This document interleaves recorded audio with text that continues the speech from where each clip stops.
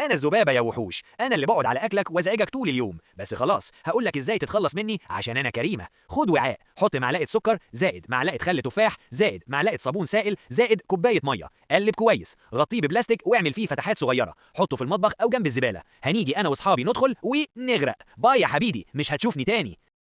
أنا النملة يا عم، أنا اللي بدخل مطبخك واكل كل حاجة حلوة. أنا مش لوحدي، جيش كامل ورايا. بس عشان أنا طيبة هقول لك الحل. خد زجاجة رذاذ، حط نصها خل أبيض زائد نصها مية زائد كام نقطة زيت نعناع. رش المسارات بتاعتي تحت الخزانات جنب النوافذ وحوالين الأطباق. أنا بكره الريحة دي موت. هتمسح الأرض كمان بالخليط ده كل يومين وهتخلص من جيشي كله. مع السلامة يا بطل. أنا العنكبوت، أنا اللي بعمل شبك في السقف وفي الزوايا وبخوفك لما تفتح النور. أنا مش بس مزعجة، أنا مرعبة. لكن خلاص هقولك إزاي تقضي عليا. خد زجاجة رذاذ، حط مية زائد 15 ل 20 نقطة زيت نعناع قوي. رش الزوايا خلف الأثاث حواف النوافذ والأماكن المظلمة. أنا بموت في ريحة النعناع دي. كمان نظف الشباك بتاعتي بالمكنسة الكهربائية وامسح كويس، مش هلاقي مكان أعمل فيه بيت تاني. سلام يا خواف.